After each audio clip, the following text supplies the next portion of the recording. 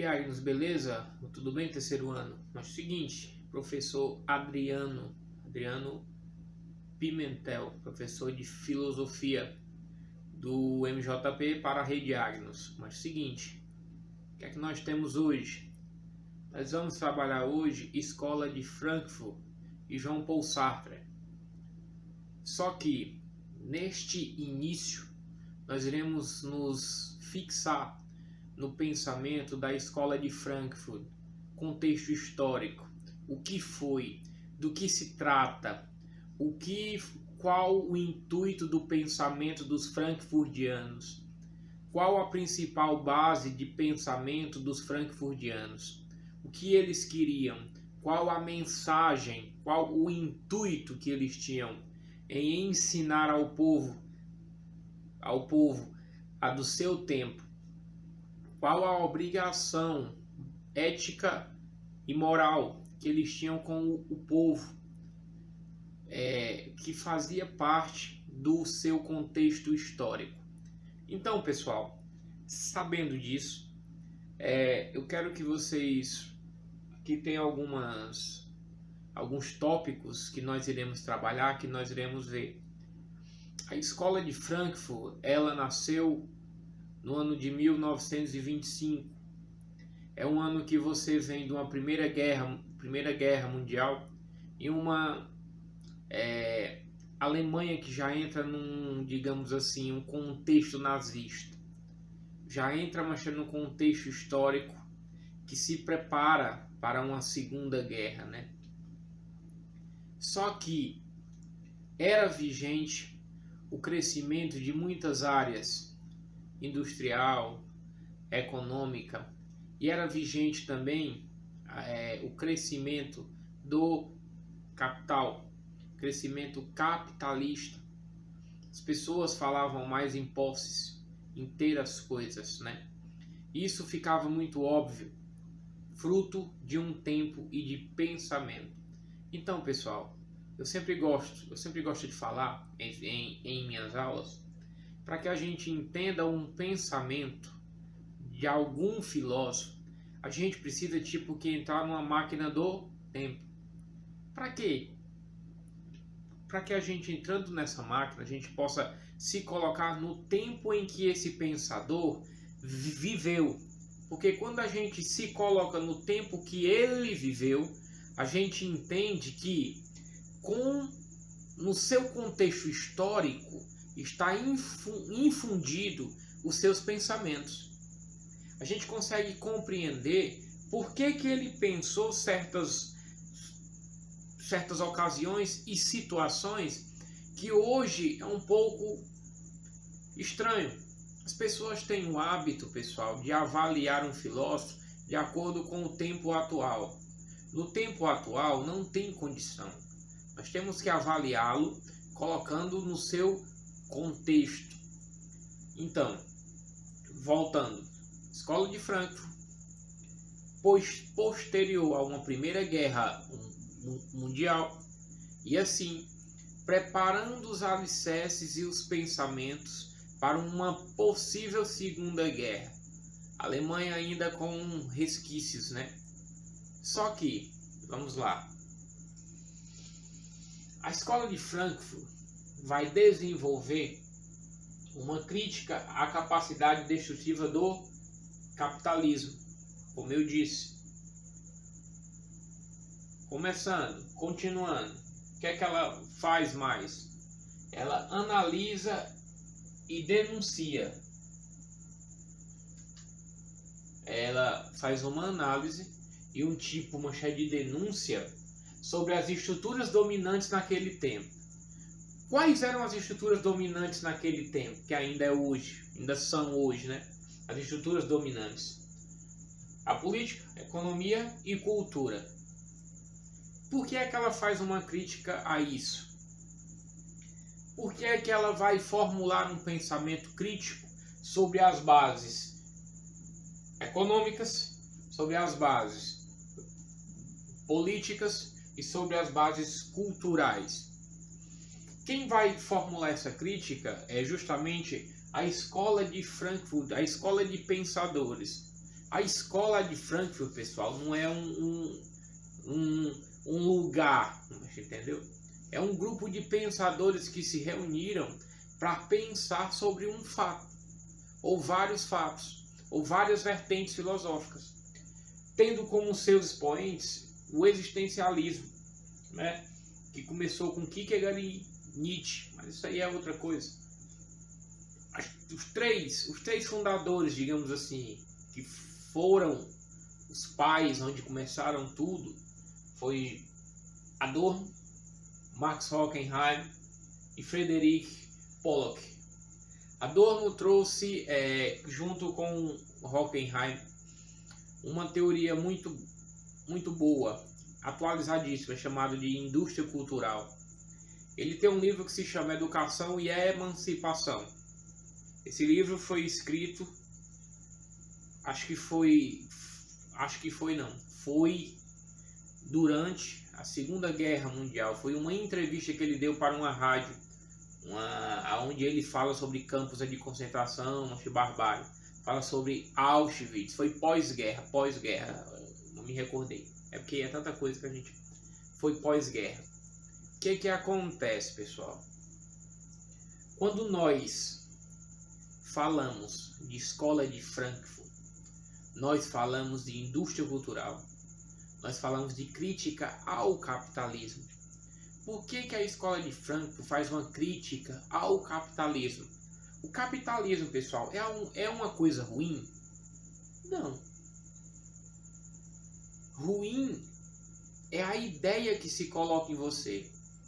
Faz com que você entenda que você precisa sempre de mais, que você necessita sempre ter mais, que você nunca está satisfeito com aquilo que você tem.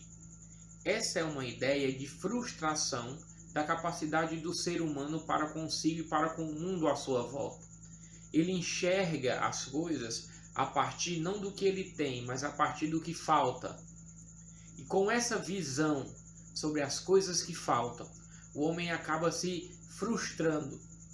O homem acaba vivendo num círculo vicioso de, como disse Nietzsche, de desejar, conseguir e desejar de novo.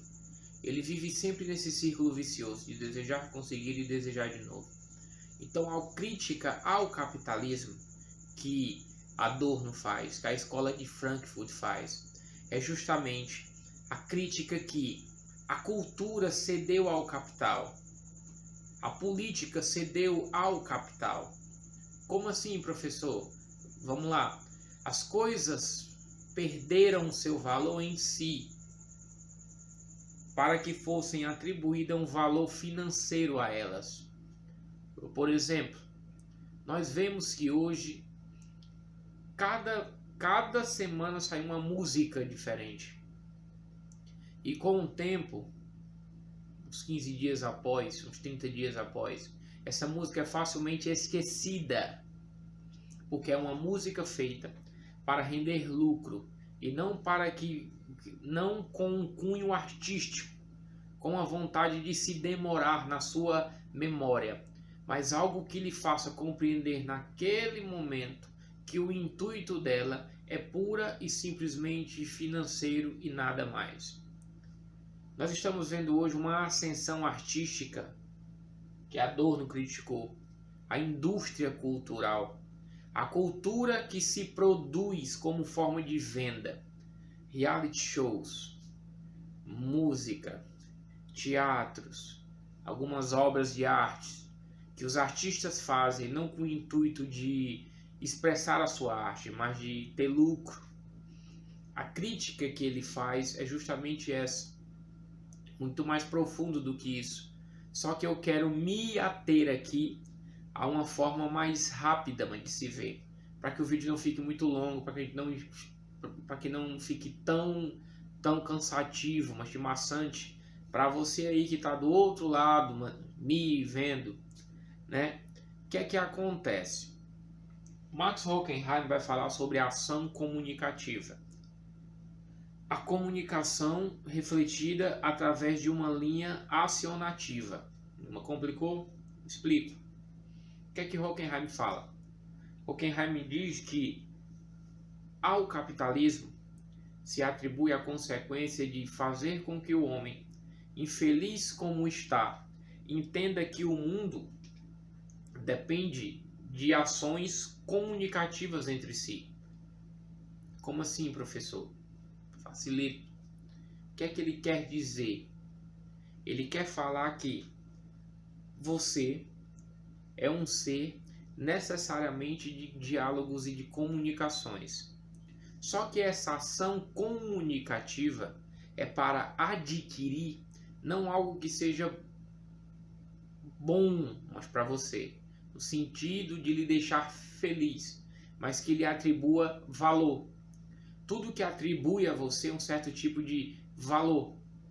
É como se eu dissesse assim, quem é o aluno Lucas? Aí um colega seu fala, o Lucas, cara, que o pai dele tem uma casa lá na praia, tem uma Hilux, o Lucas que é rico. Então o cara atribui as coisas a você, mas entendeu? Ele não fala simplesmente de você. O Lucas, aquele cara gente boa, tal, ele não fala dos seus valores, ele fala das suas posses. E por aí vai. Então, pessoal, forma bem básica, bem simples, para que não fique muito longo. Esse vídeo vai ter 2 aulas nele, viu? Serão 2 aulas. A edição lá da Rede Agros, que veja aí como faz. Então, relembrando, Escola de Frankfurt, principais pensadores e características.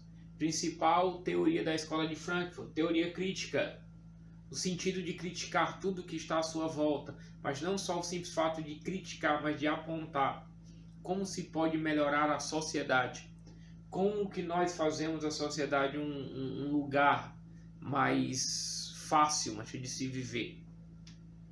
Crítica à capacidade destrutiva do capitalismo, disso eu já falei. Análise e denúncia de estruturas de dominação. Quando a gente fala de estruturas de dominação, nós nos referimos a quê, pessoal? Política, econômica e cultural. Os 3 principais expoentes da Escola de Frankfurt, Theodor Adorno, Max Horkheim e Frederick Pollock. Continuando.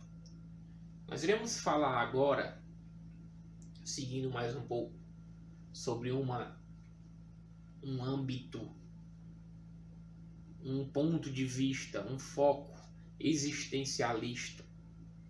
O existencialismo, pessoal, nada mais é do que o homem que se constrói. Um existencialista, ele acredita que a sua vida é dominada por ele mesmo e nada mais.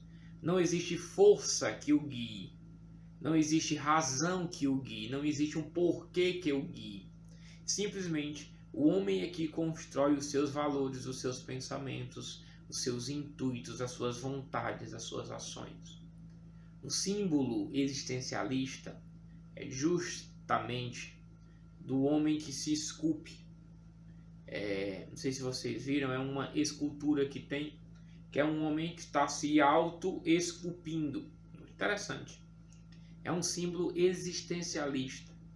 Nós, tendenciosamente, acreditamos que quando nascemos predestinados, frutos de uma vontade superior. Nós nos achamos importantes e dignos. Nós nos achamos compartilhadores da existência divina. Nós até dizemos assim, meu reino não é deste mundo, né? Eu creio numa força superior. Nós nos achamos divinos e participativos da divindade.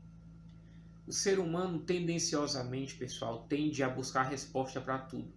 Tudo que acontece em sua vida, os porquês, né? Ele tende a querer acreditar que existe uma força superior que rege ele. Lembrem-se, não é a visão do professor Adriano. Tudo que eu estou dizendo aqui é uma visão existencialista de mundo. Estou fazendo essa pequena introdução para que vocês entendam. Continuando. Você tem a tendência de crer que você é predestinado a alguma coisa. Por exemplo, tio, professor, eu sou chato, eu falo alto porque minha mãe fala alto. Daí, como eu venho dela, eu falo alto igual a ela. Para um existencialista, não. Para um existencialista, você vem da sua mãe. Legal. Mas a sua formação moral, a sua formação de jeitos e trejeitos depende só de você e de ninguém mais. Não atribua a ninguém o fato de acontecer situações A ou B na sua vida. Isso é a consequência sua. Você nasceu livre. Esse conceito é de liberdade. Quem fala nele é Jean Paul Sartre. Paulada. Paulada. Vamos ver mais na frente. Vamos aqui no existencialismo. Existencialista é o ser no mundo, o homem incluído no mundo, não buscando entendê-lo, mas simplesmente vivê-lo, senti-lo, experimentá-lo. Não entender por que o sol é azul, quem me colocou aqui. Não, eu já estou aqui, o mundo existia antes de mim, se eu morrer, o mundo continua existindo, então eu vou aproveitar o tempo que eu estou aqui. Ponto. O pensamento filosófico começa com o ser humano. Veja, um existencialista, quando ele vai entender o mundo à sua volta, ele não olha para fora, ele olha para dentro de si. Ele vai entender o mundo a partir da concepção dele mesmo. Se ele quiser entender por que os seres humanos traem, por que os seres humanos são falsos, ele não vai dizer por que os seres humanos não. Ele diz por que eu traio alguém, porque eu sou falso com alguém, porque ele se coloca diante da situação, ele não culpa alguém, ou ele não faz um tipo, digamos, na psicologia de quê? De projeção, ele não joga no outro aquilo que ele é, mas não, ele olha o mundo a partir dele mesmo. Tudo bem aí? Continuando. O pensamento filosófico começa com o ser humano. Não meramente o ser pensante, mas as suas ações, sentimentos e a vivência. O ser pensante é um ser racionalizado querendo entender o mundo, não. Mas ele vai analisar suas ações no mundo, os seus sentimentos por causa de e a sua vivência. Terceiro ponto. O homem se constrói. Muita gente atribui a sua personalidade pelo fato de minha mãe é assim, meu pai é assim, meu tio é assim, meu gato é desse jeito. Um existencialista, a sua personalidade é moldada por você mesmo. Eu já falei sobre isso. Não atribua sua personalidade a ninguém. Sua personalidade é formada por você.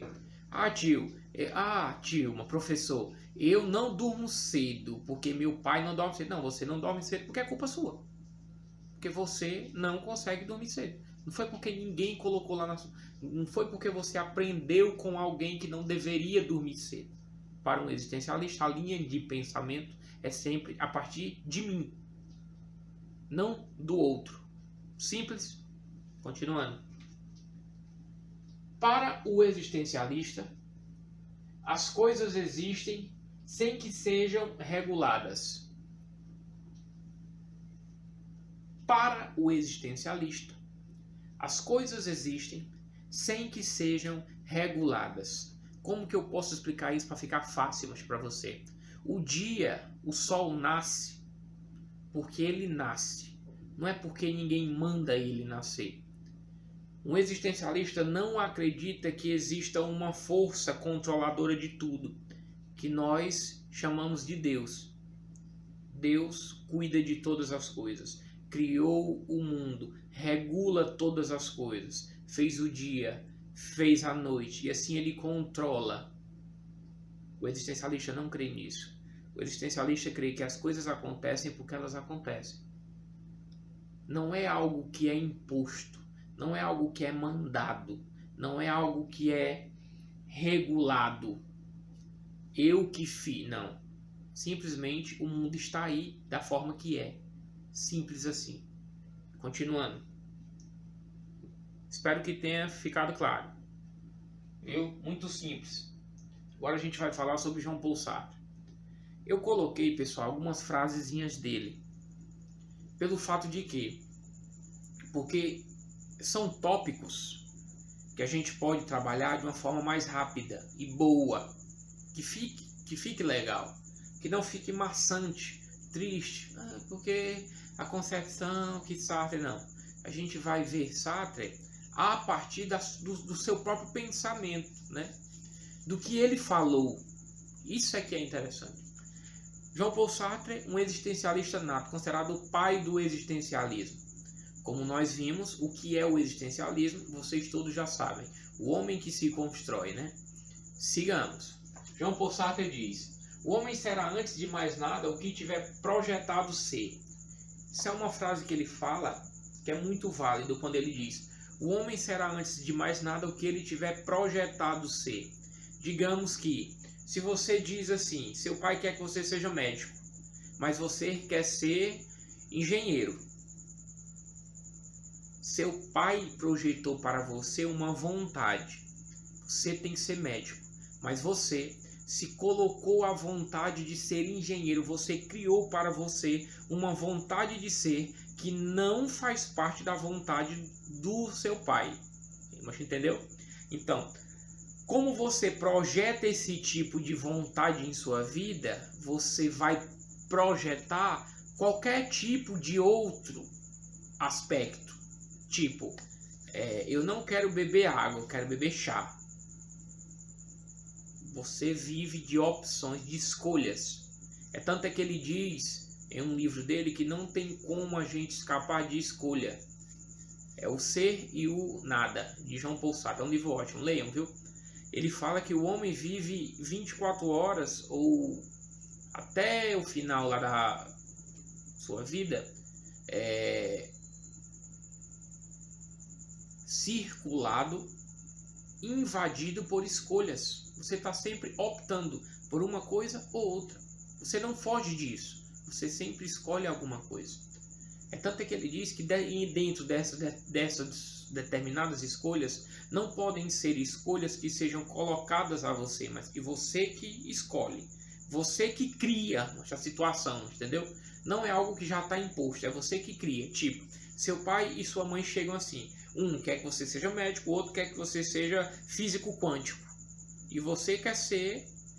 deixa eu ver aqui. Você quer ser uma carpinteiro. Duas vontades que se colocam diante de você, mas você opta pela vontade que não é colocada na sua frente. A vontade que você criou. Qual foi a vontade que você criou, pessoal? De ser o carpinteiro. Simples assim. Continuando. Ele vai falar que a existência precede a essência. O que é a essência, pessoal? A essência é o que faz você ser você. A sua essência, o que tem dentro de você. O que lhe molda, o que lhe forma. O que lhe faz ser humano. Então, quando ele fala que a existência precede a essência, ele diz que primeiro você nasce. Primeiro você conhece o mundo à sua volta. Para depois você formar uma capacidade racional de entender as coisas. Então, primeiro você existe enquanto pessoa. Você é um bebezinho, não é? Sua mãe não fica grávida, mas não lhe concebe. Primeiro você existe. Se você disser que lembra de tudo que você fez quando você tinha 5 meses, você lembra? Você lembra a sua essência? Você sabe qual é a sua essência quando você tinha 4 meses de vida? Não. Por isso que ele diz, a existência. Primeiro o ser humano existe. Primeiro o ser humano vem ao mundo. Primeiro ele nasce. Depois ele a partir das experiências que ele vai tendo, a partir das situações que ele encontra e das escolhas que ele faz, não que é imposta para ele, da escolha que ele faz, ele formula a sua essência. Show? Continuando. O homem está condenado a ser livre. Isso aqui é bom. Pessoal, Jean Paul Sartre vê a liberdade como algo não tão bom. Pelo fato de que?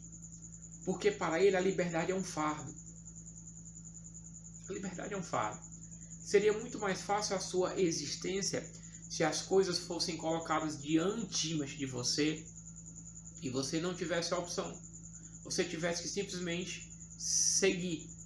Seria uma via sem dúvida.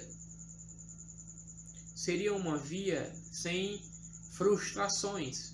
Porque ele acredita que, como acontecem as opções, as escolhas, muitas vezes a gente se questiona por não ter escolhido algo que seja certo e se frustra.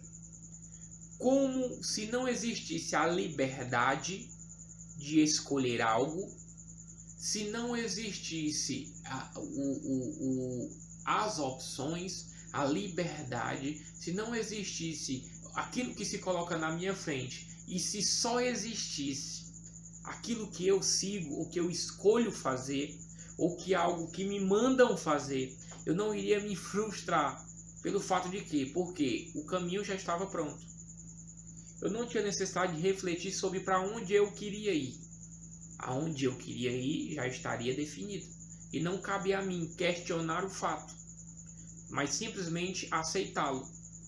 Por isso é que ele diz que a liberdade é um fardo, porque leva você, a partir da sua própria reflexão, criando opções de situações que você mesmo cria, de mundo, de amor, de paixão, de natureza, que você mesmo cria, entre A e B, com as suas escolhas, gera frustração. Por quê? Porque você sempre acaba naquela máxima de se perguntar: eu fiz A, e se eu tivesse feito B? Como achei que seria? Eu sou professor. Se eu tivesse sido policial, seria como? Eu sou um policial. E se eu tivesse sido um bombeiro, mas seria como? Eu sou um bombeiro. E se eu tivesse sido médico? Entendeu aí? Não é uma parada louca? É louca, mas é legal, né? Mas interessante. O humanismo existencialista. O inferno são os outros. O humanismo existencialista é o homem que se coloca de acordo com as situações que ele mesmo se impõe. Eu já falei sobre isso. Quando Jean Paul Sartre diz, isso aqui é bacana, ó, presta atenção. O inferno são os outros. Por que ele fala isso, pessoal? Jean Paul Sartre diz que o inferno são os outros porque nós projetamos nos outros as nossas frustrações, os nossos defeitos, digamos assim, a nossa falta de caráter, a nossa falta de essência. Nós projetamos no outro aquilo que falta em nós. Nós nunca somos mentirosos, nós nunca somos falsos, nós nunca somos desamorosos. É o outro que é. Eu me dediquei tanto a ele, tio, e ele pegou e me traiu, como ele é falso. Ah, esse tipo, mancha, de amigo, só eu faço as coisas, a pessoa nunca faz nada. Veja, o problema nunca está em você, mas sempre está jogado ou atribuído ao outro. O defeito sempre é o outro, nunca sou eu. Por isso que o inferno são os outros. Que nós não nos olhamos com olhos de julgamento ou de análise crítica, mas nós nos olhamos com olhos de amor e compaixão. E o inferno, quem faz o mal é sempre o outro. O mundo não presta, tio. As pessoas não são boas, professor. Maltrataram um animal, professor. Não, mas eu não faço isso. Ah, aquele homem aquele homem, ele bate em gato, um exemplo. Mas muitas vezes você pode ser, como é que eu posso dizer, grosseiro com a sua mãe. Você pode dizer palavrão com ela, mas eu disse palavrão com ela, tio, porque ela que faltou respeito comigo. Veja, o círculo vicioso de sempre culpar o outro. Nunca sou eu. Nunca o defeito está em mim. Aquele emprego não é bom porque o meu chefe bota... Aquela escola não é boa porque a Rede Agnus não é boa, porque a sala... Tá. Quem faz a Rede Agnus? Isso é bom a gente refletir sobre isso. Mas vamos lá. O que faz a Rede Agnus? O que faz o colégio? A escola, as escolas. O que faz? É os muros, a parede, mas o tijolo? Não. Sou eu. Então, se existe algo que seja defeituoso na Rede Agnus, o defeito não é lá da rede, o defeito é meu. Para que eu possa mudar algo, eu tenho que mudar em mim. O inferno são os outros. Entenda, pessoal. Eu encontro muitos alunos que falam assim, tio, eu não vou estudar aqui porque no próximo ano eu quero ir para outra escola. Se você tem o pensamento tendencioso de jogar sempre o defeito no outro, você pode ir para 30 mil escolas. Nunca vai lhe satisfazer. Porque o seu padrão não é seu. A sua análise não é sua. Você pega a análise do outro e você traz lá para si e julga. Você não entende que o defeito não está no outro, está em você. Então, a partir da hora que você não entende que quem faz a escola é você, quem faz a sua casa é você, quem faz a sua vida é você, você vai cair sempre na frase que Jean-Paul Sartre disse, que o inferno são os outros. Que o inferno são os outros. E é isso aí, galera. Ficamos por aqui. Valeu o terceiro ano. Ó, pessoal, cuidem-se. E logo mais estaremos juntos, né? Então, um forte abraço. Valeu, Rede Agnus. É isso aí.